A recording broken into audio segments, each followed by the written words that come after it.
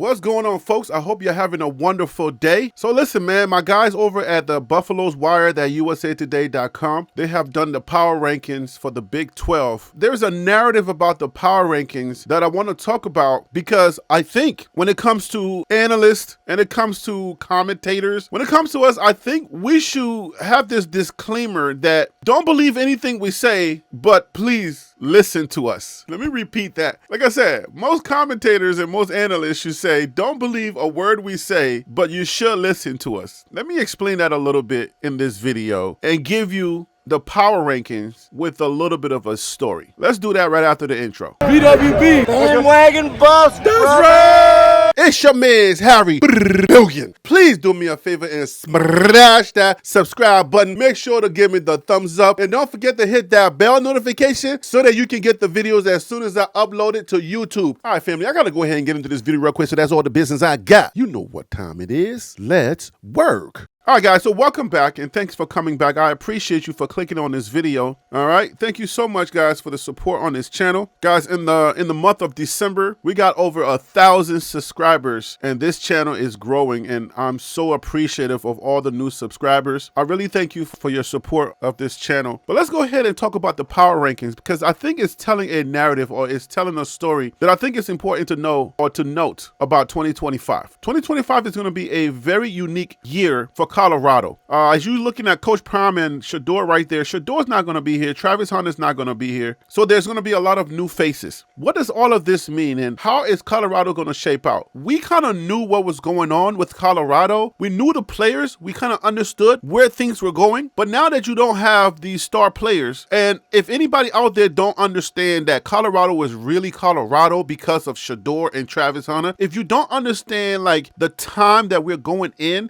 like where we're stepping into is almost like a new territory because there's a lot of unknown, and those questions have to be answered. How are those questions going to be answered? If you remember how the Big 12 was predicted, the teams that ended up on the top were predicted to be at the bottom. We'll talk more about that as I go through the rankings, so let's get into it. So like I said, this article can be found on Colorado Buffalo's Wire at usatoday.com, and the article was written by Jack Carlo. Jack Carlo, what up, my guy? Hey, tell Tony Casolo I said what up. Tony, what up with you, man? Hope all is well. You know you guys are my favorite platform to get information for the Buffs. So this one is called Final Big 12 Football Power Rankings Following Arizona State's College Football Playoff Exit. Jack Carlo, I appreciate you. The first season of the newly expanded Big 12 Conference delivered several memorable games and a surprise season from the Arizona State Sun Devils, who nearly upset the Texas Longhorns in last week's college football playoff quarterfinals. Elsewhere in the Big 12, Colorado, Iowa State, and BYU also enjoyed strong seasons. The Cyclones fell to ASU in the conference championship game, while the Buffs and Cougars met in the Alamo Bowl. Even more, Colorado star Travis Hunter became the 8th player in Big 12 history to win the Heisman Trophy. Now that all 16 Big 12 football teams are looking ahead to next fall, it's time to reveal our final conference power rankings of the season. In the subsequent weeks to come and months to come, guys, we're going to be getting the power rankings on what we think 2025 is going to look like, how 2025 is going to play out, who's going to be the top and who's going to be the bottom. Let's go through these. At number 16 is going to be the Oklahoma State Cowboys. Their final record was 3-9, 0-9 in the Big 12. They didn't win any games in the Big 12. Without much production from the quarterback position, Oklahoma State went winless in conference play, punctuated by a 52-0 loss at Folsom Field in its season finale. When we're going into 2025 and we start doing the predictions, how Oklahoma State is going to bounce back, Oklahoma State had maybe a misfortune. I don't know what people are going to attribute to their bounce back, but this is a team that was somewhere in the, I would say, maybe the middle of the pack when it was coming into the preseason. They're going to bounce back. Oklahoma State, they got money. Oklahoma got money, and they're going to find a way to get guys to play. Now, when the season was coming in, these guys were bringing in like one of the best offensive lines in the entire Big 12. So the predictions were pretty much on point as far as saying they're bringing almost their entire offensive line back. Just thinking about how they did the season prior, bringing back those big beefy dudes was going to be a great season. It didn't pan out that way, but what caused it? I'm not sure what caused it. There's a lot of different things that could have caused this. Is this just quarterback play? Can we just associate whatever caused their downfall downfall or their demise to quarterback play or not having a good quarterback, I don't think you can just put it on not having a good quarterback. I would say just look forward to Oklahoma State coming back. Because they did not have a good 2024 season, when it comes down to once you start ranking all of the teams again, bet you Oklahoma State is probably going to be ranked somewhere near the bottom. And I don't like when people do that. I don't like when the analysts and those who are the prognosticators, when they start predicting teams, how they're going to predict Oklahoma State, because I believe Oklahoma State is going to bounce back. So, but what is our next team? Next team is going to be Arizona Wildcats. The Arizona Wildcats with Noah Fafita. Now, this one is an interesting story because I talked about this. I said,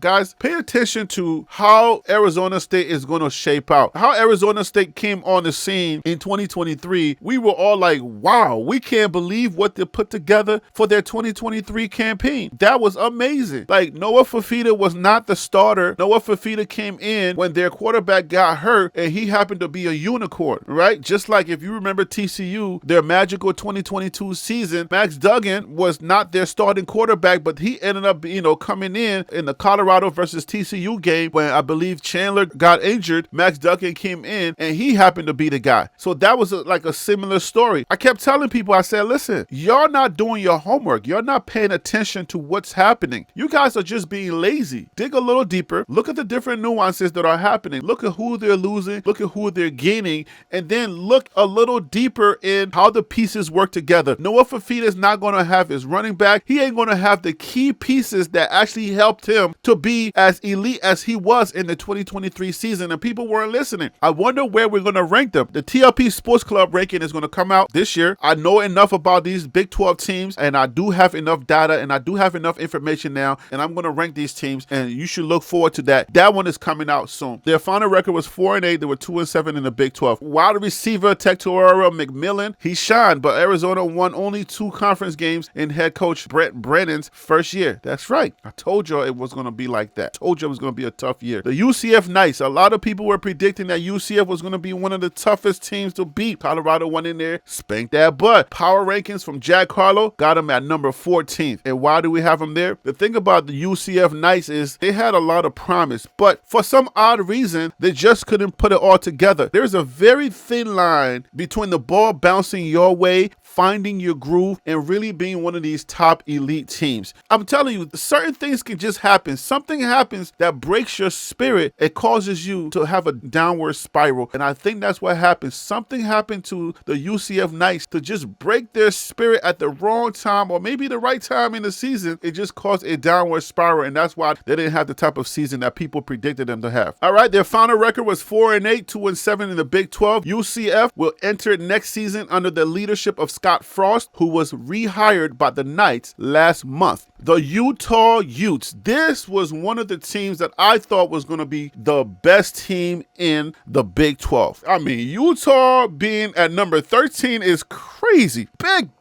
like when I say big surprise, huge surprise to a lot of folks. Utah is straight up smash mouth football. I mean, they are one of the toughest teams to play, and for some odd reason, it just didn't come together the way that they had it in 2023. 2024 was a very tough year. This is not indicative of what I think them going forward is going to be. I would not rank them this low coming into the season because Utah is going to bounce back. They have a great coaching staff.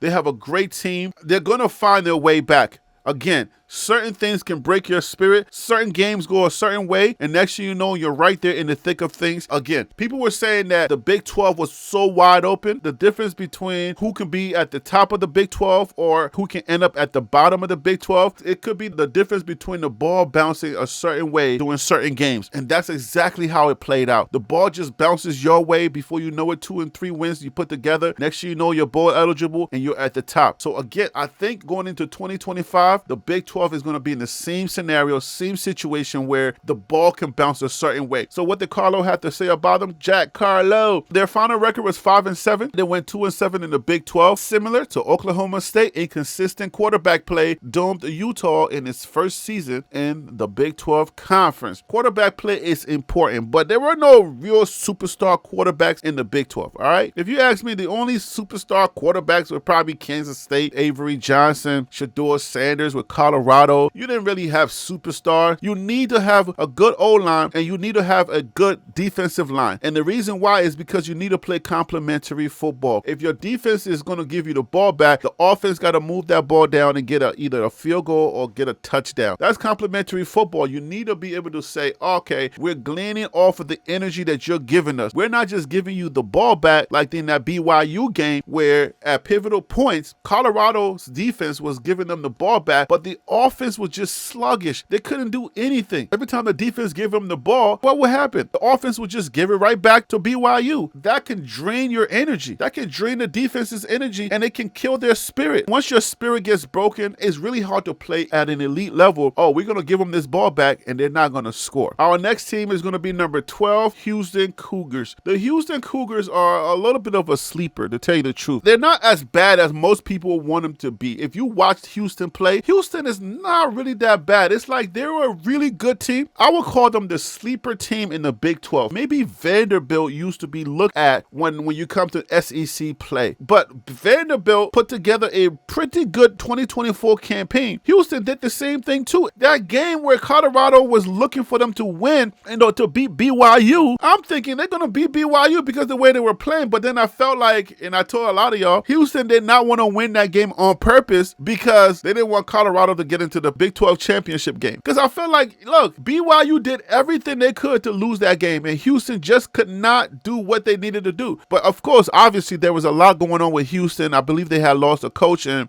their coordinator. Guy was trying his best, but I just felt like they had some other things going on. This is one of the teams that I don't want to mess around with. If you catch Houston on a good day, they can beat anybody in the Big 12. That's just how I look at it. But they are a really good team, but they're going to have to find a good coordinator to make sure that their 2025 campaign is something legit. But their final record was 4-8. They went 3-6 in the Big 12. Houston closed its 2024 season with 3 straight losses, but many believe the Cougars would take a step forward in 2025. I am one of those believers. Houston is a sleeper. You don't want to sleep on Houston. They're a really good team, especially if they bring back a lot of their key players. The next team is going to be number 11, Cincinnati Bearcats. The Cincinnati Bearcats is one of those teams where you're like, all right, man, what is your identity? The same thing we were asking about Colorado. Who are y'all and what do y'all want to be? Because y'all was so close in 2024. What is it that y'all want to do and what is it that y'all want to be? What is keeping y'all from being great? Y'all are on the precipice of being great, but something is holding y'all back from being great. Maybe it's a few key pieces, maybe not. Maybe y'all have everything y'all need, but y'all just got to dig into your bag of greatness and believe. Maybe what y'all missing are just believing. They're right in there. Something need to spark them to make them believe to come up in this Big 12. Again, just like Houston, I look at Cincinnati as one of those teams where I think they're going to bounce back. They're going to find their mojo or whatever groove they need to be in. In 2025, they're going to be a really good team. Their final record was 5-7, 3-6 in the Big 12. Needing one win to become bowl eligible, Cincinnati lost its final 5 games to miss out on postseason football. If you look at most of these teams, it was just like the ball bouncing a certain way. All right, you win one game, you're right there. That was just like the narrative for a lot of these Big 12 teams. According to Jack Carlo, number 10 was West Virginia Mountaineers. Teams got a late start. A lot of teams got late starts. It was only a handful of teams that came out the gate just playing really good football and they kind of held it up. If you remember the phrase in the Bible, the first shall be last and the last shall be first, it was kind of reminiscence of that for the 2024 season in the Big 12. BYU came out kicking. Next thing you know, they kind of lost their mojo and then they caught Colorado sleeping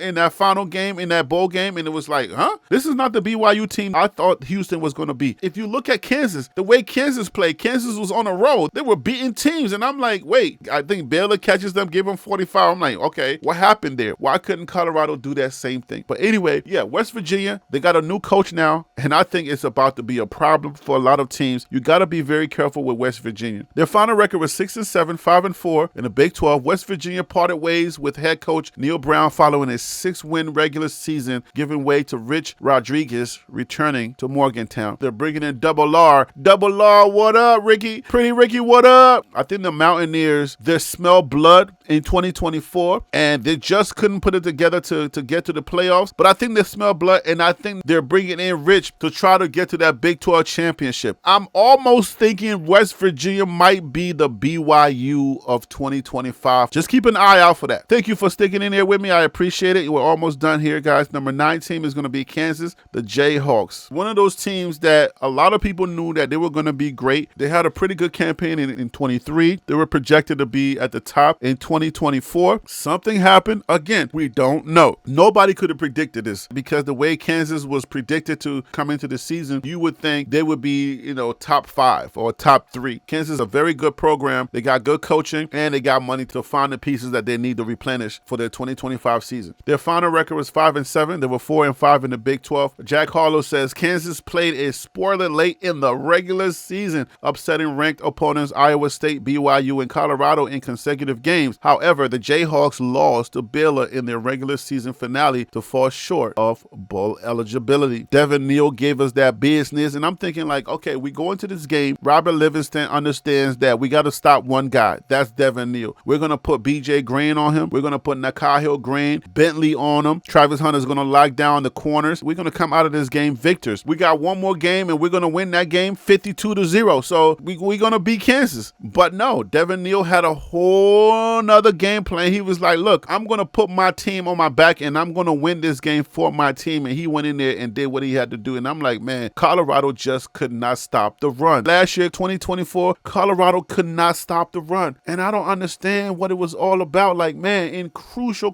games, we could not stop big running backs. That's why I'm paying very close attention to the offseason to see who we're bringing in that are run stoppers. I don't want no able bodies. All right, so our number 8 team, according to Jack Harlow, in the power rankings is going to be Texas Tech, the Red Raiders. Texas Tech, formidable foe. They were 8-5, 6-3 in the Big 12. Despite owning arguably the Big 12's worst defense, Texas Tech closed the season with a respectable 8 wins. The Red Raiders fell to Arkansas in the Liberty Bowl last month. Now, what is going to be their narrative coming into 2025? I think they're going to recruit. Texas is a great place to play football, and they're going to recruit their butt offs. Who they keeping? Guys, we're almost done, so our number 7 team is going to be TCU, the Horned Frogs. I don't know about TCU. TCU is a unique situation. Crazy thing about TCU is how you go to the championship in 2022, and then you just fall off, like you fall out of the sky, you fall down, and it just goes really bad.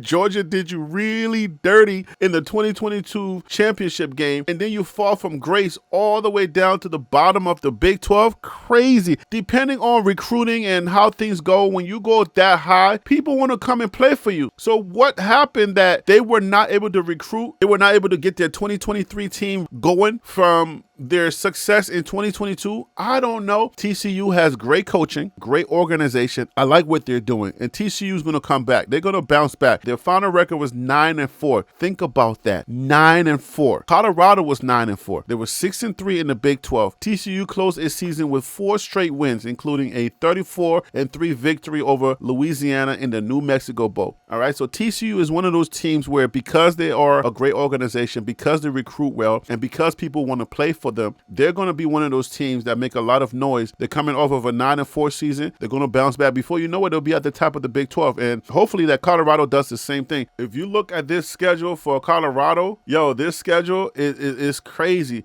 We play TCU almost at the end of the season, okay? 3 games before the end of the season, we play TCU, okay? We play TCU right after we play Kansas State. If TCU is hot coming into this game, this is going to be a tough game for Colorado. I mean, we started off the season with Georgia Tech. And y'all know, if you follow college football, Georgia Tech, they have blood in their eyes for everybody that was ranked. All right? They were looking to knock off anybody. So Colorado's going to have its hands full with Georgia Tech to start the season. Now, you go out there and you beat Georgia Tech. What that means is that Colorado is going to be hot going into this season. We ain't going to sleep on Delaware or Wyoming or anybody like that. We don't sleep on people around here, okay? You got to be very vigilant, because it's teams like Delaware and Wyoming and even Arizona, even though they look really bad in 2024, those teams can creep up on you. If you're thinking, oh yeah, we're going to beat them, be very careful. But yeah, you beat Georgia Tech and you could be looking at Big 12 championship. If you beat Georgia Tech, that could be a 4-0 start. And then people are going to obviously start questioning, this is our schedule for 2025. TCU is going to be red hot. All right. Our next team, guys, number 6 is going to be Baylor Bears. Man, the Baylor Bears.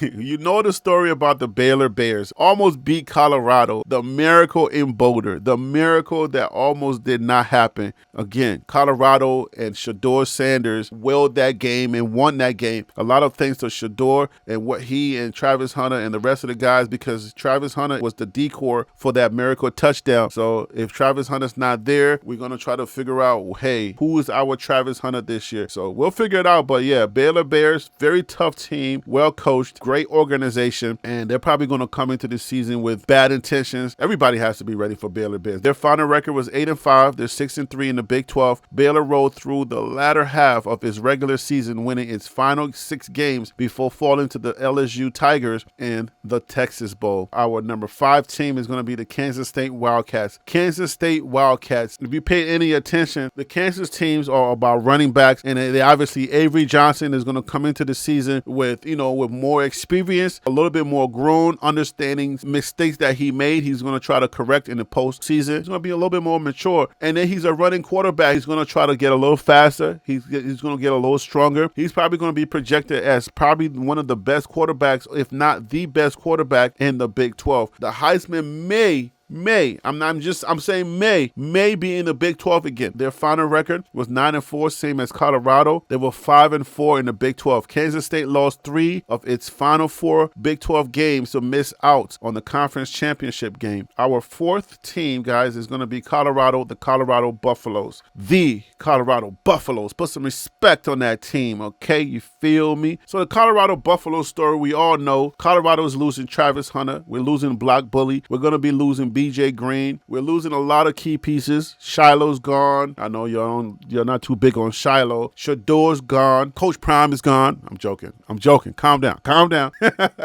All right, so what we bring in is going to be key. A lot of U-Hauls. And if you don't know, the U-Hauls, guys, is rental players. We're renting them for 1 year. That's why I say they're U-Hauls, okay? So if you hear me say U-Haul players, they're rentals. A lot of the players we're bringing in are out of eligibility. They're using that new JUCO rule. If you play JUCO, they erase that off your record and they give you 1 more year of eligibility at the Power 4 level. Get a bunch of rentals coming in and hopefully they produce. Good thing about those rentals is they're looking for this to be their final year where they're going to try to put something on tape to say, hey, look at me. I can play at the next level. It could be a good thing, or it could be another situation where they just don't pan out, where a lot of guys could be selfish ball. We need to have cohesion in this game. We need to make sure that our team is together. How's that going to come together, man? We'll talk more about that. I don't want to say too much, but you already know about Colorado. Colorado coming in at number 4 in the power rankings by Jack Carlo. Our final record was 9-4, 7-2 in the Big 12, not including the Alamo Bowl loss to BYU. I have no idea why to put 2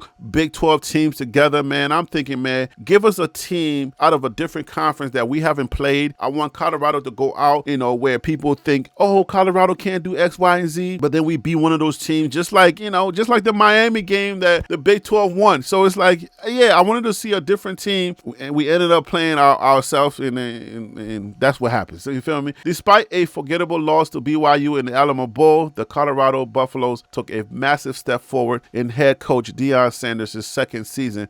We are now into our 3rd season with Coach Prime being at the helm in Boulder. All right, that was number 4. Moving on to number 3. We're almost done, guys. Thanks for hanging in there with me. I hope you are appreciating the analysis and the commentary. And if you are, please make sure to hit that like button to suggest the video to some other people that may not be you. And make sure to subscribe if you haven't subscribed. Thank you. BYU is our number 3 team in the power rankings. I mean, this is definitely fair. BYU came out of the gate blazing. They were undefeated for a very long time. People thought that they were straight up going to the playoffs. You feel me? They should have. I don't know why they didn't go into the playoff. It's because college football does not like the Big 12. They think the Big 12 is an inferior conference, and they were not going to give the Big 12 any kind of leverage. You had to win out or you were not going. When they took that slit, just like Colorado did in 2023, it's like, we told y'all they were not that good, which was not true, because the way that they beat Colorado, you would think, man, they were one of the best teams in the Big 12, and